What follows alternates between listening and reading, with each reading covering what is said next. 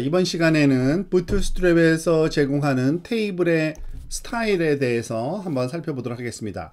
부트스트랩에서는 기본적으로 가장 스탠다드한 테이블 클래스가, 그러니까 테이블이라는 이름의 클래스를 주면은요, 이와 같은 모양이에요. 즉 원래 디폴트는 보도가 하나도 없었죠, 그죠? 그렇지만은 테이블이라는 클래스를 주면 수평 방향으로만 수직 보도는 주지 않고요, 수평 구분선만 이렇게 좀 약한 그레이 색깔로 주는 게 디폴트입니다. 한번 볼까요? 어떻게 사용하는지. 자, 지금 보면은 이 소스 코드에서 보면 테이블을 만들 때 테이블을 써서 만들죠, 당연히. 근데 클래스를 우리가 안 줬을 때를 한번 가정 한번 해볼까요? 우리가 잘 알고 있듯이 아무것도 없습니다, 보도가. 디폴트는. 그래서 우리가 보더도 줘야 되고 뭐 패딩도 줘야 되고 여러 가지를 해야 하잖아요. 그래서 이걸 테이블로 아예 만들어 준 거예요. 그러면은 수평 방향의 구분선만. 그리고 또 하나 재밌는 거는 여기는 TH라는 걸 이제 활용하기 시작하는데요. 그러니까 행도 제일 첫 번째 행은 사실은 제목에 해당되기 때문에 그거를 TH, 그러니까 제목행이라고 이렇게 감쌀 수 있고요. 그 아래는 바디로 이렇게 감싸줄 수가 있습니다. 바디에는 여러 TR이 들어가겠죠. 그런데 이 스타일에서는 어떻게 되느냐면 헤더와 이 헤딩과 바디 사이에 구분선은 좀 굵어요, 다른 거에 비해서. 그거를 좀 구분해서 하니까 요것을 우리가 같이 염두에 두고 활용하면 좋겠습니다. 그리고 일정한 패딩도 좀 쓰는 것 같죠, 그죠? 컨텐츠하고 테두리하고의 좀 여백이 좀 있습니다. 자, 그리고 활용도가 꽤 높을 것 같은데 테이블 스트라이프라는 클래스가 있는데 이와 같습니다. 즉 얼룩말 줄무늬라고도 보통 얘기를 하죠. 테이블이 굉장히 길거나 또는 내용이 많을 때는 서로 각 행과 행을 구분하기가 힘드니까 이렇게 소위 반복되게 돌아가면서 색깔을 바꿔주는 그러한 스타일을 쓰면 좋거든요. 그거를 스트라이프드 문양이라고 얘기를 합니다. 그러니까 줄무늬라고 그러는 거죠. 그래서 테이블 하이픈 스트라이프이라는 클래스를 주면 이렇게 자동적으로 홀수 또는 짝수행만 다른 색깔로 이렇게 보여지는 걸 알 수 있습니다. 지금 디폴트는 테이블 바디의 첫 번째부터 이제 두 행씩 건너가면서 그레이 컬러로 주고요. 지금 여기서 보면은 세 개의 행만 되어 있어서 내용이 확인이 안 되지만 만약에 이걸 더 많이 넣어도 전혀 상관없습니다. 자동적으로 제가 요거를 컨트롤 C 해서 좀 길게 한번 만들어 봤어요. 그러면은 긴 거에 알아서 해당하는 행들만 또는 짝수 또는 홀수 행에 해당되는 것만 다른 색깔로 표현되는 걸 테이블 스트라이프드라고 합니다. 그리고 보덜드 테이블은 테이블 하이픈 보덜드라고 주면은 이제 원래 우리가 잘 알고 있는 보더를 다 주는 것, 즉 수직 방향으로의 테두리까지도 이제 주는 겁니다. 이거는 그냥 테이블 보덜드라는 클래스를 거기 삽입하면 되고요. H-오버라는 게 있습니다. 핸드 오버의 약자죠. 그러니까 마우스를 올려놓으면 우리가 보통 이거 앵커에서 많이 활용되는 그러한 스테이터스에 따른 스타일이었는데, 마우스가 올라가면은 내가 선택한 게 뭔가를 명확히 알려주잖아요. 그래서 테이블에 데이터를 우리가 examine 할 때 아주 좋을 것 같아요, 그죠? 그러기 위해서는 여기서 테이블 H-오버라는 걸 사용합니다. 한번 볼까요? 자, 테이블 전체에다가 테이블 H-오버라는 클래스를 선언해주면 재미있는 거는 테이블 헤더에는 영향을 주지 않습니다. 테이블 바디에만, 그죠? 바디 중에서 어디에 있는 데만 지금 영향을 주는 걸 알 수 있습니다. 그리고 때때로 이렇게 반전된 컬러 또는 밝기 값으로 테이블을 주는 것도 좋은 디스플레이 방식 중에 하나인데, 그러려면 테이블 다크를 쓰면 됩니다.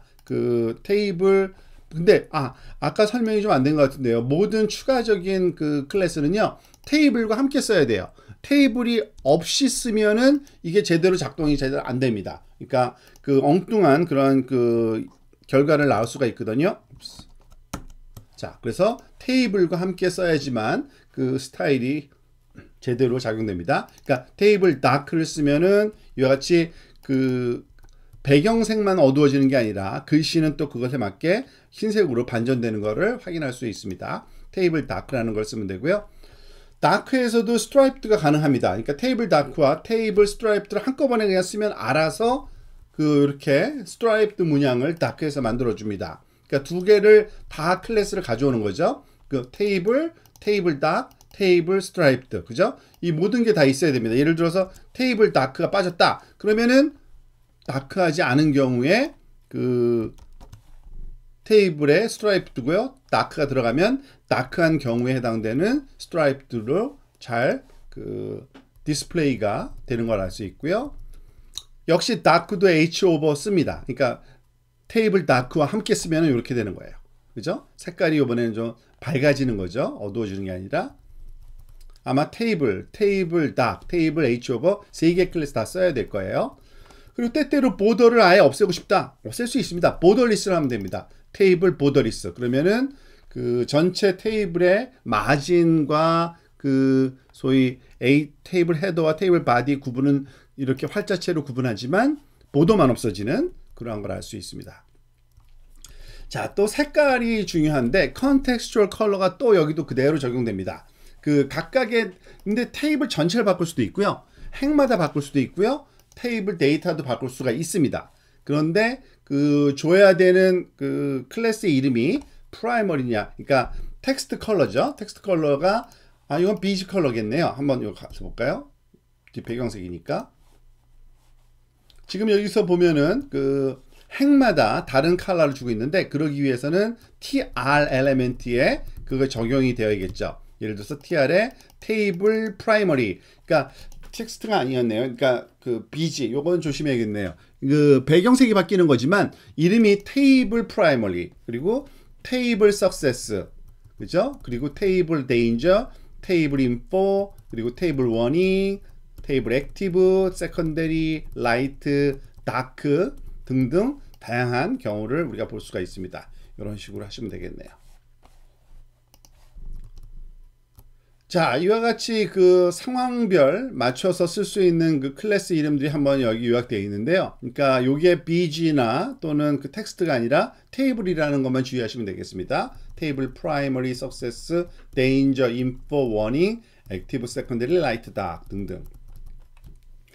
그리고 헤드 다크라는 클래스가 있는데 테이블 헤드만 다른 색깔을, 그러니까 제목 행이잖아요. 그 부분만을 좀 밝거나 또는 어둡게, 이렇게 어둡게 준 건 다크고요. 라이트로 주면 여기 이렇게 밝게 준 건데 그렇게 주는 클래스가 허용이 됩니다. 당연히 이 친구는 th, 그러니까 t 헤드 태그에 들어와야겠죠.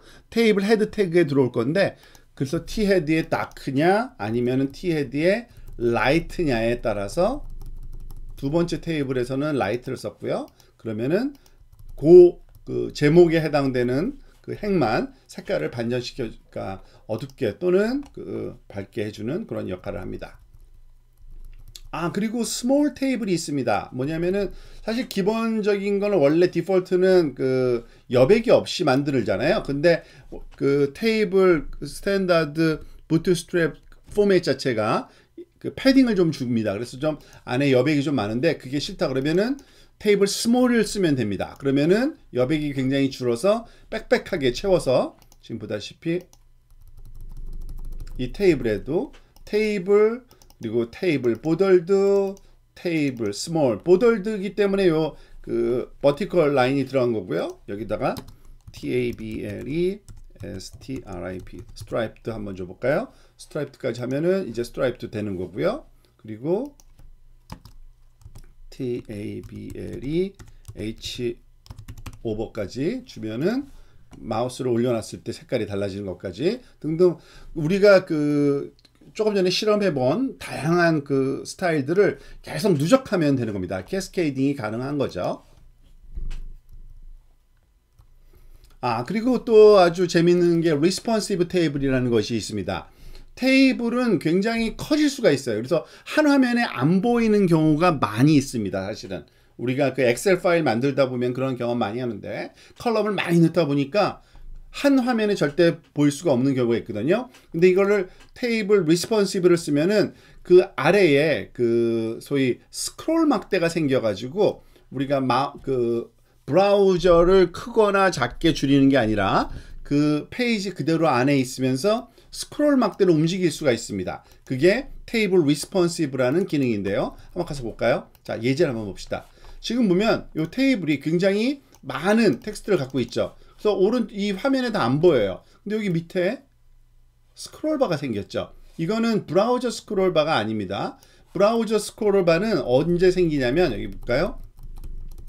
그러니까 테이블 리스폰시브로 디비전을 하나 만들어주고 그 안에 거는 그냥 테이블입니다. 그대로. 자, 그런데 요거를 한번 아마 스몰로 가도 안 되고 이거는 지금 그 사이즈를 우리가 지정을 안 해서 그런 것 같고요. 잠깐만요. 제가 요거를 한번 테이블 미드 사이즈로 한번 바꿔볼까요? 자, 그러면 미디엄 사이즈 크기 보다 작을 때는 이게 그 밑에 그 생기는 겁니다. 그리고 만약에 그거보다 작다. 아, 거꾸로래요. 죄송합니다. 제가 거꾸로 얘기했네요. 그죠? 미디엄 사이즈보다 요거를 제가 이렇게 해봐야겠는데요. 컨트롤 마이너스.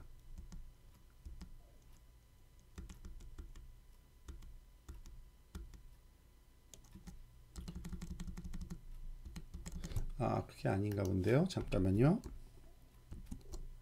아, 제가 여기 그 잘못 붙였어요. 뒤에다 붙여야 되는데 MD가 아니라 여기다 붙이는 게 아니라 거꾸로 제일 마지막에 responsive 마이너스 MD 이렇게 해야죠. 그죠? 이게 맞습니다.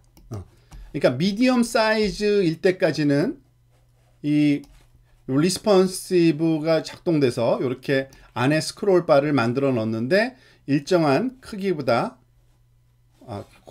또 거꾸로 된 얘기를 했나 본데요. 그러면은 요거를 다시 만들어주는 그런 역할을 하는 건데 요걸 한번 제가 브라우저를 줄여볼게요.